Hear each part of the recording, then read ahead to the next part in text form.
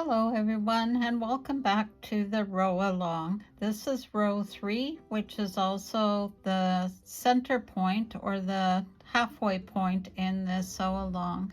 So this one is actually going to take care of some fish designs. And you know how I like to use scraps, so I have a series of 2.5 by 4.5 in white and different colors, and then I have some 2.5 inch half square triangles, and I also have some 2.5 inch in my background chosen fabric as well. So this row will give you total flexibility, because what I have here is I have a smaller fish design, and you can do this where it is 5 of these across, and then you just leave it as is. So these measure 8.5 unfinished square.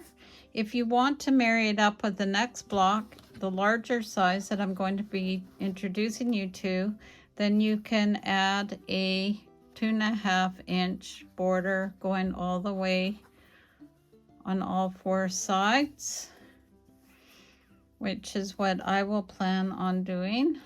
Just pretend there's one here. And let me take you through this block. So this one again is a series of the potato chip size. If you decide to use a lighter background, you could certainly do it in reverse. I have one center 2.5, 4.5 here, and the rest are all 2.5 inch half square triangles. So based on placement, this is how it turns out. And you can also turn it around if you want and have it facing the other way. So it's very flexible. So once the borders are added to this, then it can join up with our larger one. And the larger one I haven't sewn together yet, because I wanted to show you how this one goes together. And this one is using the potato chips again. So I'm trying to keep them in the pinks, red, and orange purples, and I'm keeping all my greens and my blues aside for the next row. So this one is made up of, as I said, the potato chips. We have 4 for the background, so they go in the corners. We have a series of 2.5 inch HSTs, and then we have our 4 center 2.5, 4.5 potato chips in a high contrast color.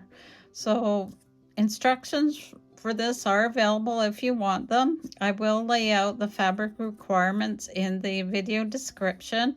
And if you'd like a PDF at the end of the row along, I can certainly do that as well. So let's get sewing. So starting with this larger block, it will measure 10 inches or 10.5 untrimmed, and then 12 or 12.5 going on the vertical measurement. So what the easiest thing is to do is to start in groupings. So what I'll do is I'll break it into sections. So I'll do this, which is a background of the 2.5, 4.5, and I'll join it with 2 half square triangles that are facing in, and this will be your lower fin. And then these will be joined together as another group. So this is a high contrast potato chip, and then with 2 half square triangles, and they have to be pointed on the inside. And then the top will actually be the same as the bottom, but just flip the other way. So again, we have 2 2.5 inch half square triangles, and then our background, which is 2.5 by 4.5. So that will be one section that I will put together. And then the next section, let's take a look at how we can do this one. This one we will need to take a look, because if you look here, let me move this up. If you look here, this is going to be very hard to join together. So making a design choice, I'm going to switch these around here and then move this one like this.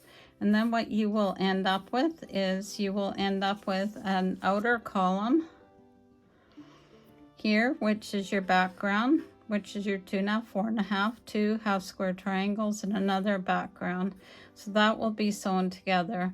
Then we will work on joining these together. So we'll do a half square triangle with a background that's square. That will become one unit. We'll have the two upper, which is the opposite, doing the same thing. And then we'll do the center, which we'll do as two of the potato chip high contrast. And then we'll do another grouping with the two half square and another potato chip, and then join those together. So I'll show you as I travel along. Pressing this is where it helps for nesting, especially with the points. If you've been following me along, I do give little tricks for how to do that. I like to use glue if I can, and then I also like to pay attention to where the intersections are. So I'm going to start down here and work up, and then I'll show you as we go along. Okay, so I have this first left-hand column done, and I just want to show you how I'm pressing the back. So I'm actually pressing the center on the HSTs when I join them together open, and then I'm pressing the seam where I'm joining them to the solid fabric. That gives it a little bit of stability. You can use a flying geese block here if you wanted to. So that would need to be a 2.5, 4.5 flying geese. Because I'm using a lot of scraps that I have on hand and that were given to me, this is the method that I'm using. I also want it to have a more scrappy look. You could certainly do your fish all in one color if you wanted to. So what I have left to do is to join here, and then this whole column will be done. And by alternating, I'm paying attention, I will be able to get a good nesting here. And I will be paying attention on this side to make sure that I'm hitting a point that is hidden in here. I don't know if you can see that or not. And that will ensure that once it's sewn together and pressed, that it has a nice point in here. So let me go ahead and do this, and then I'll start on the next column.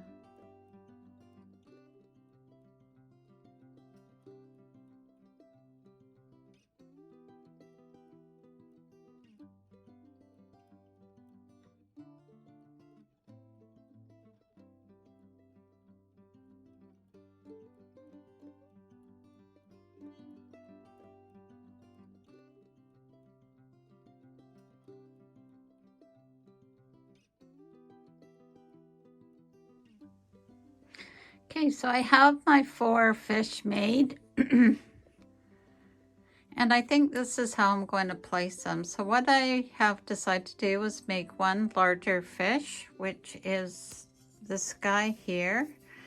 And it is 10 by 12 once it's trimmed.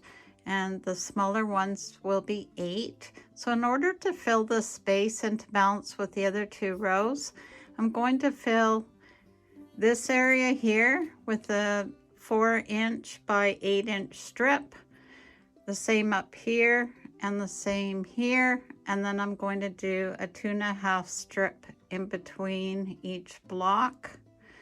And I thought about insetting it, but then it wouldn't balance with the other rows. So I'm going to go ahead and do that, and then I'll show you how it all finishes up.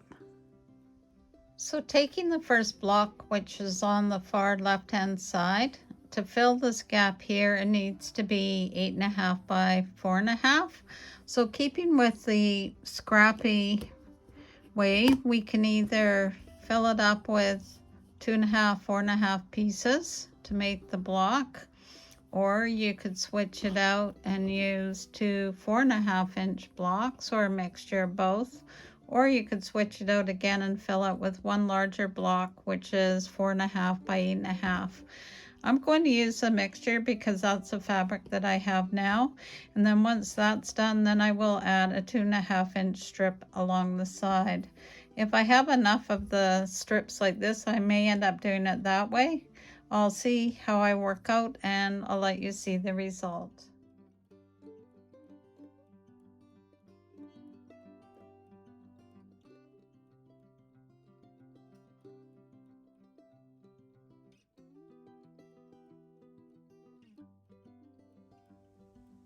So here we go. Row 3 is now attached and complete. This is now measuring approximately 40 inches wide by 34 inches deep. Please stick around for future videos where I will be releasing rows 4 and 5.